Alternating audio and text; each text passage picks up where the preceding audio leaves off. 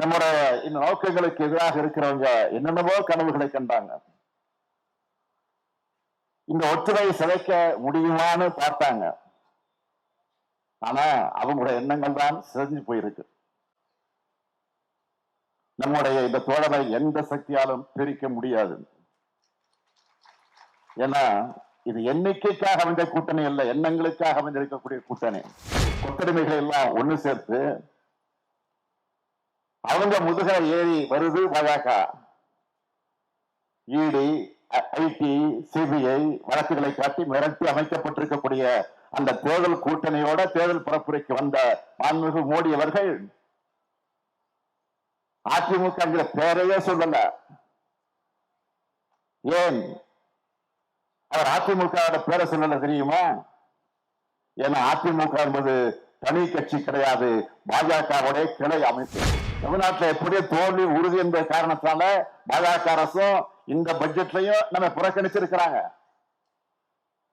இந்த லட்சணத்துல நேரடியா பாஜக ஆட்சின்னு சொல்ல கூச்சப்பட்டு டபுள் இன்ஜின் ஆட்சின்னு சொல்லிட்டு இருக்காங்க. பாஜக சொல்ற டபுள் இன்ஜின் என்பது டப்பா இன்ஜின் நாட்டு மக்கள் நல்லா உணர்ந்திருக்கிறாங்க. பூஸ்டர் சுகரை கண்ட்ரோல் பண்ணும், உங்க ஆரோக்கியத்தை மீட்டு தரும். சர்க்கரையை கட்டுப்படுத்துறதுக்கான எளிமையான வழிமுறை, இயற்கையான வழிமுறை. அனைத்து மருந்து கடைகளிலும் கிடைக்கும். முன்னாள் மாநில செயலாளர் தொடர் முத்தரசன் அவர்களை மற்றும் மேடையில் விற்றிருக்கக்கூடிய தோழமை கட்சியினுடைய நண்பர்களே, தோழர்களே, திரளாக திரண்டிருக்கக்கூடிய பெரியோர்களே, அன்பிற்கினிய தாய்மார்களே, செங்கொடி செயல் வீரர்களே, தோழர்களே, தொலைக்காட்சி பத்திரிகையுடைய நண்பர்களே, அன்பர்களே, உங்கள் அனைவருக்கும் என்னுடைய அன்பான வணக்கம். எல்லாருக்கும் எல்லாம் எனும் சமத்துவ சமுதாயத்தை அமைக்க பாடுபட்டுக் கொண்டிருக்கக்கூடிய தோழர்களோட இந்திய கம்யூனிஸ்ட் கட்சியினுடைய 100ஆண்டு நிறைவு விழாவிலே பங்கேற்று உரையாற்றுவதை எனக்கு கிடைச்ச பெருமையாக எண்ணி நான் மகிழ்ச்சி அடைகிறேன். கம்யூனிசம் என்பது ஒரு உணர்வு. மனிதர்கள் எல்லோருக்குள்ளும் உருவாக வேண்டிய உணர்வு. அந்த உணர்வுக்கு அரசியல் வடிவம் கொடுத்து செங்கோடியை ஏந்தி உழைச்சிட்டு இருக்கக்கூடிய உங்கள் உழைப்புக்கு ஈடு என இல்லை. இந்த இயக்கத்திற்காக பாடுபட்ட தோழர் ஐயா நல்லக்கண் அவர்களும் 100ஆண்டை கடந்திருக்கிறார். இது எந்த இயக்கத்திலும் இல்லாத மிகப்பெரிய சாதனை. 100ஆண்டை கொண்டாடும் இந்த நேரத்தில் இந்திய கம்யூனிஸ்ட் கட்சியினுடைய அகில இந்திய தலைமைக்கும் தமிழ்நாட்டில் இயக்கத்தை வலிமையாக நடத்தி கொண்டிருக்கக்கூடிய தோழர்களுக்கும் திராவிட முன்னேற்ற கழகத்துடைய தலைவராக மட்டுமல்ல, திராவிட மாடலால் தமிழ்நாட்டை வளர்த்தெடுக்கும் முதலமைச்சராக மட்டுமல்ல, உங்களில் ஒருவனாக நான் மனதார வாழ்த்துகிறேன். திராவிட இயக்கத்துக்கும் பொதுவுடைமை இயக்கத்துக்கும் இலக்கு ஒன்றுதான். எல்லாருக்கும் எல்லாம் கிடைக்கணும் என்பதுதான் நம்முடைய ஒற்றை இலக்கு. அதனாலதான் திராவிட இயக்க கொடிகள்ல சிவப்பு இருக்கு. திராவிட முன்னேற்ற கழக கொடியிலும் சரிபாதியா சிவப்பு இருக்கு. நம்முடைய கொள்கைகள்ல, அரசியல் வழிமுறைகள்ல சிறு சிறு வேறுபாடுகள் இருந்தாலும் நம்முடைய பொது இலக்கு சமத்துவ சமுதாயம் தான். அதனால்தான் இந்த மேடையில தோழமை கட்சியினர் அத்தனை பேரும் இந்த 100ஆண்டு ஆலமரத்தை வாழ்க்க ஒன்று கூடியிருக்கிறோம். இந்த ஒற்றுமைதான் இந்திய நாட்டினுடைய வளர்ச்சிக்கு தேவையான ஒற்றுமை. கருப்பு, சிவப்பு, நீலம் ஆகிய கொள்கைகள் இங்கே நிலைபெறணும், அதிகமான உழைப்பை கொடுக்கணும்னு நான் தொடர்ந்து சொல்லிக்கிட்டு இருக்கிறேன். திராவிட இயக்கத்திற்கும் கம்யூனிஸ்ட் இயக்கத்திற்கும் உள்ள நட்பு உங்க எல்லாருக்கும் நல்லா தெரியும். இது 100ஆண்டு காலமாக தொடரக்கூடிய நட்பு. தலைவர் கலைஞர் அவர்களோ திராவிட இயக்கம் உருவாகாமல் போயிருந்தால் நானே கம்யூனிஸ்டாக ஆகியிருப்பேன் என்று சொன்னார். எல்லாத்துக்கும் மேல எனக்கு ஸ்டாலின் என்று பெயரும் வச்சார். எனக்குள்ள அந்த உணர்வு ஓடுற காரணத்தால் தான் உங்களை ஒருவனாக எப்பொழுதும் உங்களோட இருக்கிறேன். இங்க சொன்னார்களே 2 நாட்களுக்கு முன்னாடி சிராவையல்ல, சிவகங்கை மாவட்டத்தில் இருக்கக்கூடிய சிராவையல்ல உத்தமர் காந்தி தோழர் ஜீவா சந்திப்பு நினைவா தமிழ்நாடு அரசின் சார்பில் அமைச்சிருக்கக்கூடிய அரங்கத்தை திறந்து வச்சேன். அதுபோல் தொடர்ந்து வருகிற 6ஆம் தேதி சென்னை கன்னிமாரா நூலக வளாகத்தில் அமைக்கப்பட்டுள்ள காரல் மார்க்ஸ் சிலையை வருகின்ற 6ஆம் தேதி திறந்து வைக்க இருக்கிறேன். இப்படி உங்கள ஒருவனா நானும், என்னில் பாதியா நீங்களும் இருப்பதால் தான் ஸ்டாலின் என்று நினைக்கும் போதெல்லாம் என்னுள் சிவப்பு வந்து குடிகொள்கிறது. நமக்குள் இருக்கக்கூடிய நட்பு என்பது தேர்தல் அரசியலை கடந்த நட்பு. சாதியவாதம், வகுப்புவாதம், பெரும்பான்மைவாதம், எதாச்சியவாதம்னு மக்களை ஒடுக்கக்கூடிய அத்தனைக்கும் எதிராக ஜனநாயக சக்திகள் ஒற்றுமையுடன் ஓரணியில் என்று பணியாற்றணும்னு என்ற நோக்கத்தில் உருவான தோழமை நம்முடைய தோழமை. நான் உறுதியா சொல்றேன், இந்த தோழமைதான் பாசிசத்தை ஒழிக்கும், வீழ்த்தும். இந்த தோழமைதான் எதாச்சாதிகாரத்தை வீழ்த்தும். இந்த தோழமைதான் மதவாதத்தை வீழ்த்தும். இந்த தோழமைதான் சர்வாதிகாரத்தை வீழ்த்தும். நம்முடைய இந்த நோக்கங்களுக்கு எதிராக இருக்கிறவங்க என்னென்னவோ கனவுகளை கண்டாங்க. இந்த ஒற்றுமையை சிதைக்க முடியுமான்னு பார்த்தாங்க. ஆனா அவங்களுடைய எண்ணங்கள் தான் சிதைஞ்சு போயிருக்கு. நம்முடைய இந்த தோழமை எந்த சக்தியாலும் பிரிக்க முடியாது.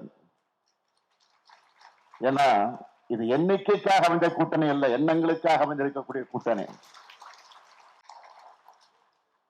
நம்முடைய இந்திய நாட்டையும் தன்மானமிக்க தமிழ்நாட்டையும் காக்க என்கின்ற அந்த உயர்ந்த எண்ணத்தை லட்சியமாக கொண்டு அமைந்திருக்கக்கூடிய கூட்டணி.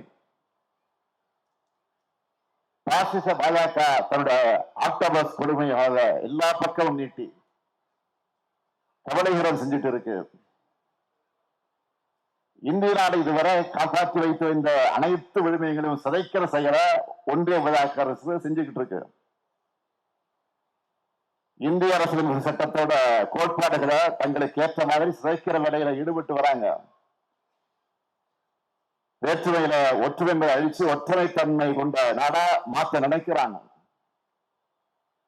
பாஜக எவ்வளவு ஆபத்தானது, எவ்வளவு குறுகிய சிந்தனை கொண்டது, எந்த அளவுக்கு பன்முகத்தன்மைக்கு எதிரானது என்றால், அவர்களை பொறுத்த வரைக்கும் ஒரே நாடு என்றால் அதுல ஒரு மதம், ஒரு மொழி, ஒரு பண்பாடு, ஒரே ஒரு தலைமைதான் இருக்கணும். மாநிலங்களுடைய வளத்தை சூறையாடி ஒன்றியத்துல குவிக்கிறாங்க. மாநில அரசுகளுக்கு எந்த அதிகாரம் இருக்கக்கூடாதுன்னு நினைக்கிறாங்க. மதச்சார்பின்மை, சோசியலிசம், சமநீதி, சமூக நீதி, பொது உடைமை, பொது உரிமை உள்ளிட்ட அந்த சொற்களை கேட்டாலே பாஜக கசக்குது. இந்த சொற்களை எல்லாம் ஆட்சியிலிருந்து மட்டுமல்ல அதிகாரத்திலிருந்து அழிக்கணும் துடியா துடிக்கிறாங்க. பறந்து விரிந்த நம்மோட இந்தியா இப்போ மிகப்பெரிய நெருக்கடிக்கும் ஆபத்துக்கும் ஆளாகி இருக்கிறது. கடந்த நாடாளுமன்ற தேர்தலில் பாஜக நினைச்ச மாதிரி 400 இடங்கள் 370 இடங்கள் என்று வெற்றி பெற்றிருந்தா இப்போ இருக்கிறத விட இன்னும் மோசமாகி இருக்கும். இந்தியாவில் இருக்க ஜனநாயக சக்திகளை எல்லாம் இன்றைக்கு இணைச்சு இந்தியா கூட்டணி உருவாக்கி பாஜக வேகத்தை குறைச்சிருக்கிறோம். ஆனாலும் பெரும்பான்மை இல்லாத நேரத்திலேயே பாஜக தன்னுடைய கொடூரமான நகங்களை எல்லாம் பயன்படுத்தி ஜனநாயகத்திற்கு காயங்களை ஏற்படுத்திக்கிட்டு இருக்கு. இந்த சூழல்ல எல்லோரும் குறிப்பிட்ட அடிப்படையில நாம எச்சரிக்கையாகவும் கவனமாக இருக்கணும். ஏன்னா வரப்போற சட்டமன்ற தேர்தல் என்பது தமிழ்நாட்டுக்கும் என்டிஏ கூட்டணிக்கும் நடக்கிற தேர்தல். இதை மக்கள் நல்லா புரிஞ்சுக்கணும். தமிழுக்கும் தமிழ்நாட்டுக்கும் தமிழ்நாட்டுக்கும் அடுக்கடுக்காக துரோகங்களை செஞ்சுட்டு துரோகங்களுக்கு ஏற்ற கொடுமைகளை கொத்தடிமைகளை எல்லாம் ஒண்ணு சேர்த்து அவங்க முதுகலை ஏறி வருது பாஜக. ஈடி, ஐடி, சிபிஐ வழக்குகளை காட்டி மிரட்டி அமைக்கப்பட்டிருக்கக்கூடிய அந்த தேர்தல் கூட்டணியோட தேர்தல் பரப்புரைக்கு வந்த மாண்புமிகு மோடி அவர்கள் அதிமுக பேரையே சொல்லல. ஏன் அவர் அதிமுக பேரை சொல்லல தெரியுமா? ஏன்னா அதிமுக என்பது தனி கட்சி கிடையாது, பாஜகவுடைய கிளை அமைப்பு. அந்த கிளை அமைப்பை சேர்ந்த பழனிசாமி அவர்கள் மோடி கொடுக்காத வாக்குறுதிகள் எல்லாம் கொடுத்துட்டு இருக்காரு. இப்போ முக்கியமா சொல்லணும்னா மகாத்மா காந்தி பேரில் 100 நாள் வேலை திட்டத்துல 50 நாட்கள் கூட வேலையை தராம ஒன்றிய பாஜக அரசு எப்படியெல்லாம் சீரழிச்சதுன்னு நாட்டுக்கே நல்லா தெரியும்.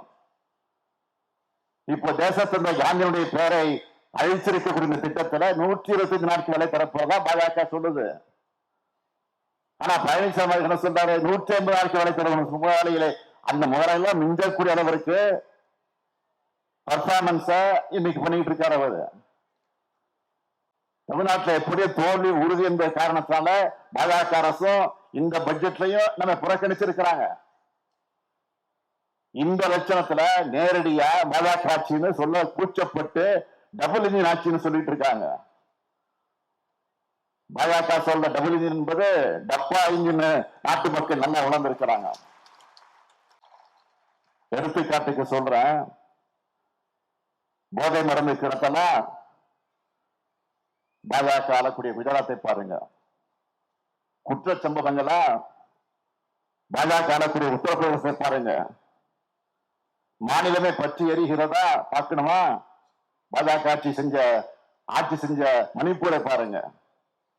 இன்னும் சொல்ற, பட்டியலின மக்களுக்கு எதிரான வன்கொடுமைகள் அதிகமாக நடக்கிற மாநிலங்களா ஒன்றிய அரசோட புள்ளி விவரங்களே சொல்லுங்க. எந்த மாநிலம் என்று? உத்தரப்பிரதேசம், ராஜஸ்தான், மத்திய பிரதேசம்.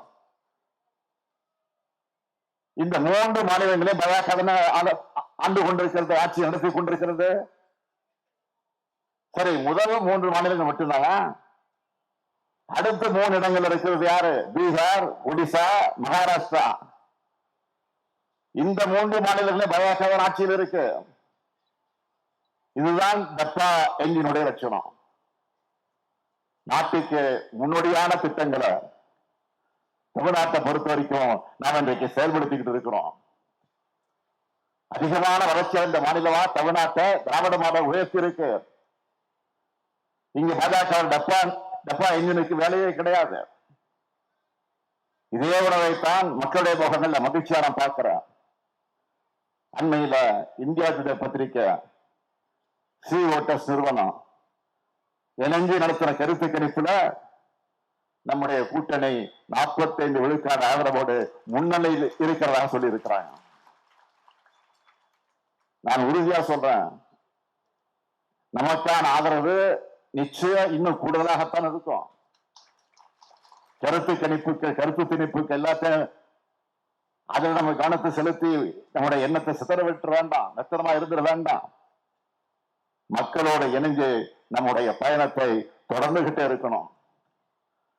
தோழமை கட்சியினர் எல்லோரும் இன்னும் வேகமா பரப்புரைகளை தொடங்க வேண்டும் என்று உரிமையோடு நான் கேட்கிறேன். தமிழ்நாட்டில் நான் பொறுப்பேற்று நான் பெறப்போகக்கூடிய வெற்றி பாஜக வீழ்த்த முடியும் என்ற நம்பிக்கை ஒட்டுமொத்த இந்தியாவுக்கு வழங்கக்கூடிய வெற்றியா இருக்கணும். ஒற்றுமை இருக்கிற இடத்துல பாஜக பாசிச என்ன ஒருபோதும் பலிக்காது என்பதை நாம் மீண்டும் நிரூபித்து காட்டுவோம். வெல்வோம் ஒன்றாக என்று கூறி விடைபெறுகிறேன். நன்றி, வணக்கம்.